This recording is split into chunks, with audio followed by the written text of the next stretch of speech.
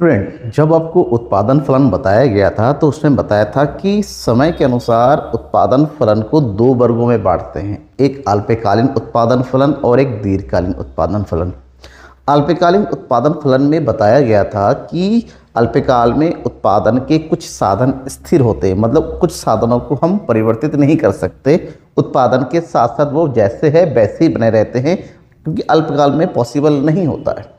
जबकि कुछ साधनों को बढ़ाया जाता है, जैसे श्रमिकों को ज़्यादा बढ़ाया जा सकता है, उत्पादन घटने के साथ कम किया जा सकता है, कच्चे माल को बढ़ाया जा सकता है, घटाया जा सकता है। तो ऐसे में अगर उत्पादन के कुछ साधनों को स्थिर रखते हैं और केवल कुछ साधनों को ही परिवर्तित करते हैं। जब हम उत्पादन के साधनों की बात करते हैं, बेसिकली 4 साधन होते हैं। उत्पादन के कितने साधन होते हैं? 4। कौन कौन सा है? एक है भूमि, पूंजी, श्रम और साहसी यानी कि उद्यमी। ठीक है, इसमें से भूमि, पूंजी और साहसी अल्पकाल में इनको स्थिर साधन माना जाता है, क्योंकि इन तीनों को ही आप बहुत ही कम समय में बदल नहीं सकते, इससे हमारा पूरा व्यवसाय खराब हो जाए। लेकिन उत्पादन के साथ साथ ये जो श्रम है इसको घटाया भी जा सकता है। जैसे उत्पादन कम हो रहा है तो श्रमिकों को कम कर दिया, उत्पादन ज़्यादा हो रहा है तो श्रमिकों को रख लिया, बढ़ा लिया। तो ऐसे में 3 साधन स्थिर होते हैं और एक साधन परिवर्तित होते हैं। इसलिए यहाँ पर इस नियम को परिवर्तनशील अनुपात का नियम, जो कि अल्पकालीन उत्पादन फलन का नियम है, इसको एक साधन प्रतिफल का नियम भी कहा जाता है। इसका मतलब होता है इसके कई सारे नाम हैं। अगर अल्पकाल की बात करते हैं, परिवर्तनशील अनुपात का नियम कहा जाता है। एक साधन, क्योंकि केवल और केवल श्रम में परिवर्तन होता है अगर साधनों की प्रकारों के हिसाब से बात करें तो, इसलिए एक साधन परिवर्तन अनुपात का नियम कहा जाता है। और सबसे ज़्यादा फेमस है उत्पत्ति के नियम के नाम से, द लॉ ऑफ प्रोडक्शन, क्योंकि ये अल्पकाल में लागू होता है।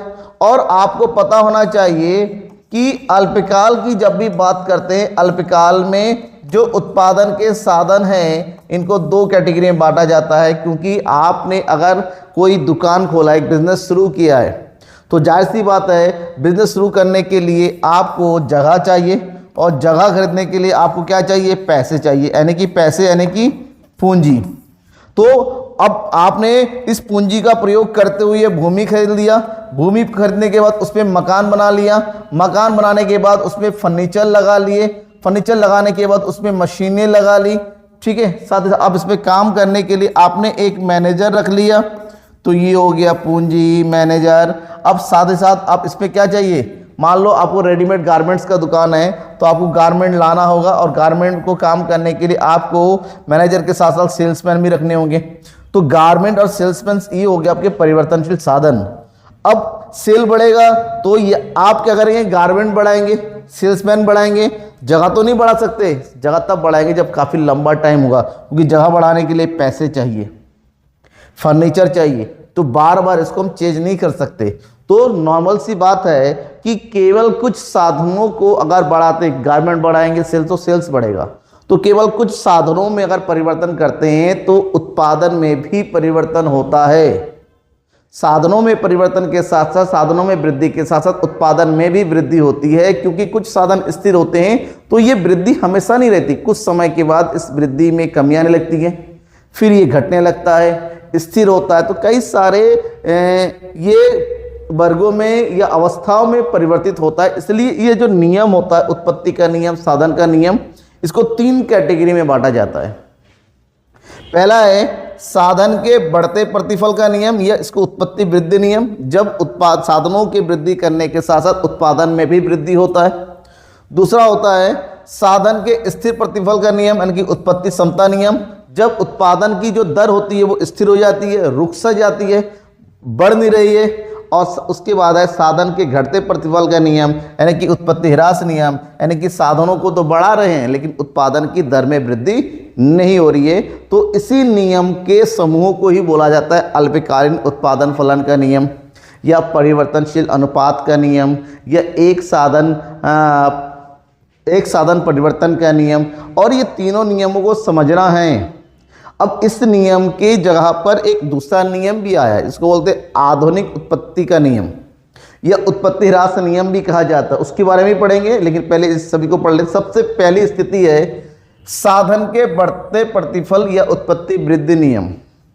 ये उत्पादन की सबसे पहली अवस्था में लागू होता है, फर्स्ट स्टेज में ये नियम आ जाता है। ये एक ऐसी स्थिति है जहां पर कुछ साधन स्थिर होते हैं और कुछ साधनों या एक साधन की मात्रा में अगर परिवर्तन करते हैं तो जो कुल उत्पादन होता है ना, उसमें तेजी से वृद्धि होती है।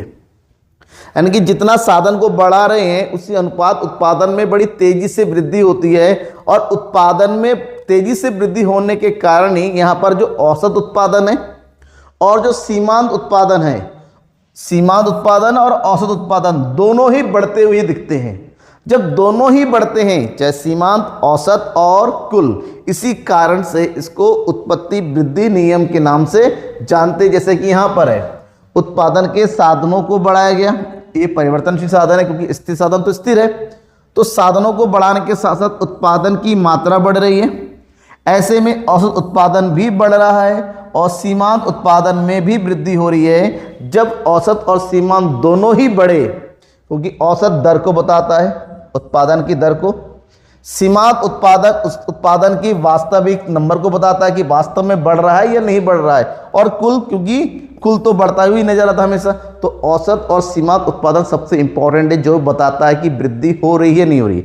अगर सीमांत और औसत उत्पादन दोनों ही बढ़ रहा है तो ये उत्पादन की पहली अवस्था है। इस अवस्था में हमारा सीमांत उत्पादन MP, औसत उत्पादन AP, और इन दोनों के बढ़ने से कुल उत्पादन यानी कि TP, ये तीनों ही ऊपर की ओर चढ़ता हुआ नजर आता है पहली स्थिति में। लेकिन ऐसा हमेशा नहीं होता है, ऐसा हमेशा नहीं होता है। अब क्यों ऐसा हमेशा क्यों नहीं होता है, एक छोटा सा एग्जाम्पल देते हैं। मान लेते हैं आपके पास चाट का ठेला है, जल्दी समझ में आएगा, चाट की ठेली, ठीक है। आप इतनी बड़ी आपकी ठेली है, आपने ठेली लगा लिया, ये ठेली आपका फिक्स एसेट्स है, मतलब स्थिर साधन है। इस ठेली पे आपने चाट बेचना इतनी जगह पर है, और आप है और आपने अपने साथ एक श्रमिक को रख लिया, आपने पैसा लगा लिया, ठीक है। अब आपकी सेलिंग बहुत अच्छी बढ़ रही है, मतलब आपका प्रोडक्शन बढ़ता चला जा रहा है, सेलिंग बहुत अच्छी चल रही है, तो आपने क्या लिया, ये क्या होता है, ये श्रम है, मतलब परिवर्तन साधन। अब अपने एम्प्लॉय बढ़ाते चले जा रहे हैं, आपने फिर बढ़ा लिया उत्पादन के बढ़ने के साथ। क्या आप अपने श्रमिकों को हमेशा बढ़ा पाएंगे? अब सेलिंग बढ़ती चली जा रही है, सेलिंग बढ़ती चली जा रही है, आपने कितने सेल्समैन रख लिए? 6। अब जगह इतनी है सेल्समैन को खड़े करने के लिए, इधर कस्टमर खड़े हो रहे हैं, आपने एक और रख लिया, अब कहाँ रहेगा यहाँ पर? इसका क्या काम है? ये कस्टमर सर्विस तो दे नहीं पाएगा। इसका मतलब होता है यहाँ पर उत्पादन की बढ़ने की रफ्तार, सेल्स की रफ्तार आपकी एक मैक्सिमम लिमिट तक पहुँच गई है, क्योंकि ये बंदा कोई दूसरा डायरेक्टली हेल्प नहीं कर पाएगा, ये आप लोगों को इनडायरेक्टली हेल्प करेगा, तो सेल्स नहीं बढ़ेगा। सेल्स हमारा यहाँ पर मैक्सिमम पीक पे पहुँच के अब क्या हो गया है, स्थिर हो गया है। इसके बाद भी अपने एक और रख लिया, इसका कोई काम नहीं, आप इन सब ने जो सेल किया उसके हिस्से में से इसको पेमेंट देना पड़ेगा, मतलब अब सेल्स की मात्रा आपकी डाउन हो जाएगी। तो दूसरी स्थिति ये बताती है कि हम अपने मैक्सिमम पीक पर पहुंच गए हैं, तब भी अगर आपने अपने स्थिर साधनों को स्थिर रखकर अगर केवल परिवर्तनशील साधनों को बढ़ाते चले जाते हैं, तो ऐसे में सीमांत उत्पादन और औसत उत्पादन दोनों ही एक समान हो जाते हैं, बराबर हो जाते हैं। मतलब क्या हुआ, जब सीमांत उत्पादन और औसत उत्पादन दोनों ही इक्वल हो जाए, एक जैसे हो जाए, और कुल उत्पादन की बढ़ने की रफ्तार समान हो जाए, तो उस स्थिति को साधन के स्थिर प्रतिफल या समता नियम के नाम से जानते हैं। जैसे कि यहाँ पर देखिए, कुल उत्पादन की बढ़ने की रफ्तार एक जैसी होगी, 30 से 60 हर बार सेम। औसत उत्पादन और सीमांत उत्पादन दोनों ही बराबर है। ऐसे में जब ग्राफ बनाते हैं तो यहाँ बन जाता है सीमांत उत्पादन एंड औसत उत्पादन, और कुल उत्पादन आपका इस तरह से बिल्कुल सीधी रेखा की तरह से आपका ऊपर की ओर बढ़ता हुआ चला जाता है। ये दूसरी स्थिति है। अब इसके बाद में भी हमने उत्पत्ति को जारी रखा, हम स्थिर साधनों को बढ़ाते हुए जारी रखा, तो लास्ट स्टेज आता है जहां पर साधनों की मात्रा में लगातार वृद्धि होने से उत्पादन की मात्रा बढ़ तो रही है, लेकिन बढ़ने की रफ्तार हमारी कम हो जाती है, माइनस में हो जाती है। मतलब उत्पादन में 10, 10 की जगह फिर 8, 8 की जगह 6, यानी कि उत्पादन की बढ़ने की दर घटने लग जाती है। तो ऐसी स्थिति में जो एवरेज प्रोडक्शन है और जो सीमांत उत्पादन है दोनों ही क्या होती है, घटने लगती है, जिस कारण से इसको साधन के घटते प्रतिफल या उत्पत्ति ह्रास नियम के नाम से जाना जाता है। जैसे यहाँ पर देखिए उत्पादन की बढ़ने की रफ्तार तो है, लेकिन पहले 30 से 50 हो रहा है, 50 से 15, यानी कि पहले 20 की वृद्धि हो रही है, फिर 15 की, फिर 0, फिर माइनस में। मतलब साफ है एक ऐसी स्थिति जहां पर औसत उत्पादन हमारा क्या हो जाए, कम होने लगे, सीमांत उत्पादन भी हमारा कम होने लगे और कुल उत्पादन में बढ़ने की रफ्तार हमारी बहुत ही कम हो, तो ऐसी स्थिति को उत्पत्ति ह्रास नियम कहा जाता है। ये उत्पादन का सबसे अंतिम स्थिति है और इसी अंतिम स्थिति को अगर हम समझें तो इससे निकल के आता है आधुनिक दृष्टिकोण, जो एक ही पॉइंट में हमारे सारी अवस्थाओं को एक साथ बताया जाता है।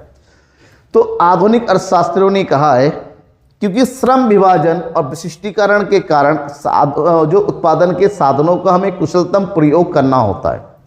अगर हमने परिवर्तन साधनों को लगातार बढ़ाते हुए चले जाते हैं तो एक ऐसी स्थिति होती है कि स्थिर साधनों से आउटपुट मिलना कम हो जाता है। ऐसे में अगर परिवर्तन साधनों को लगातार बढ़ाएंगे तो उससे जो भी आउटपुट आ रहा है, यानी कि जो प्रोडक्शन हो रहा है, वो धीरे धीरे हमारा कम होने लगेगा। एक टाइम ऐसा हो जाएगा वो नेगेटिव हो जाएगा, मतलब सीमांत उत्पादन हमारा नकारात्मक हो जाएगा। तो ऐसी स्थिति में ये कहा जा सकता है कि एक ऐसा नियम जहां पर एक उत्पत्ति के साधन परिवर्तनशील होते हैं और अन्य साधन स्थिर हो जाते हैं। परिवर्तनशील साधन की समस्त इकाई समरूप होती, एक जैसी होती है। तकनीकी स्तर में कोई परिवर्तन नहीं होता है। स्थिर साधन अविभाज्य होते हैं। विभिन्न उत्पत्ति साधन अपूर्ण स्थानापन्न होते हैं और स्थिर साधन सीमित एवं दुर्लभ होते हैं। मतलब स्थिर साधनों को हम जल्दी परिवर्तित नहीं कर सकते, तब ये नियम लागू होता है। और जब ये नियम लागू होता है तो यहाँ पर उत्पत्ति के 3 अवस्थाएं को परिवर्तन किया जाता है। एक होता है पहली अवस्था बढ़ता हुआ, फिर घटता हुआ, फिर ऋणात्मक। ये प्रथम स्थिति, ये द्वितीय स्थिति और ये तीसरी स्थिति।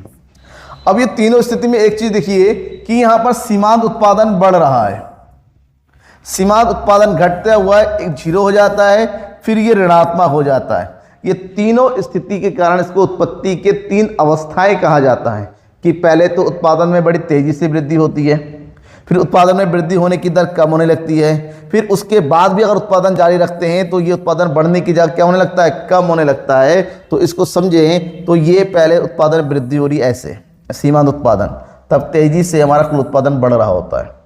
तब हमारा सीमांत उत्पादन कम होने लगे तो बढ़ने की रफ्तार हमारी कम हो जाती है। फिर ये 0 होता है तो ये पॉइंट पे आ जाता है इस तरह से। जब 0 होता है तब ये मैक्सिमम हो जाता है। जैसे ही सीमांत उत्पादन हमारा कम होने लगता है यहाँ पर MP, वैसे ही कुल उत्पादन हमारा इस तरह से घटने लग जाता है। तो ये होगी पहली स्थिति, ये होगी दूसरी स्थिति और ये होगी तीसरी स्थिति। तो उत्पत्ति ह्रास नियम उत्पादन की 3 स्थिति को बताता है और सीधा कहता है कि अगर हम पहली स्थिति की बात करते हैं कि स्थिर साधनों के साथ साथ परिवर्तनशील साधनों की कई प्रयोग बढ़ाई जाती है, क्योंकि स्थिर साधन स्थिर रहते हैं तो हमें बढ़ता हुआ प्रतिफल मिलता है, मतलब यहाँ पर सीमांत और औसत दोनों बढ़ते हैं। दूसरी स्थिति में हमारा सीमांत उत्पादन औसत उत्पादन घटता हुआ नजर आता है, लेकिन कुल उत्पादन बढ़ता तो है लेकिन बढ़ने की रफ्तार कम हो जाती है। और तीसरी ऋणात्मक स्थिति जहां पर सीमांत उत्पादन ऋणात्मक हो जाता है, औसत उत्पादन घटता हुआ होता है और कुल उत्पादन भी उसी के अनुसार कम होने लगता है। तो उत्पादन की अवस्थाएं होती है जहां पर साधनों को इस प्रकार से प्रयोग करना चाहिए ताकि एक मैक्सिमम पॉइंट पहुंचे, हम कहें नहीं अब सही है, ठीक है। तो अनुपात रखना जरूरी है। तो ऐसे में यह नियम कब लागू होता है? ये नियम लागू होता है एक या एक से अधिक साधनों का स्थिर होना। ये तब होता है जब एक से ज़्यादा स्थिर रहे। साधनों में अविभाज्यता होती है, साधन सीमित होते हैं और उत्पत्ति के साधनों का पूर्ण स्थानापन्न मौजूद होता है, तभी परिवर्तनशील अनुपात का नियम लागू होता है, ठीक है। और यहाँ पर भी आपको कोई दिक्कत होती है इस नियम को समझने में, पढ़ने में, तो जरूर बताइए, क्योंकि एक नियम इंपॉर्टेंट है, एग्जाम में बहुत ज़्यादा आता है। कहीं पे भी लगता है कि कुछ लॉजिक समझ में नहीं आया है, कैसे हुआ, तो कमेंट बॉक्स में लिख के बताइए ना, तब आपको उसको डिटेल समझाएगा। क्योंकि नेक्स्ट नियम पढ़ने वाले हैं पैमाने के प्रतिफल का नियम, बहुत ही इंपॉर्टेंट है और उत्तराखंड बोर्ड में तो हर साल आता ही आता है। तो बने रहिएगा, नेक्स्ट वीडियो के लिए इंतजार करते रहिएगा। सब्सक्राइब करके अभी से नोटिफिकेशन ऑन कर दो, ताकि वीडियो आते ही आपको क्या मिल जाए, नोटिस मिल जाए कि भैया वीडियो आ गया, देख लो। Thank you and bye.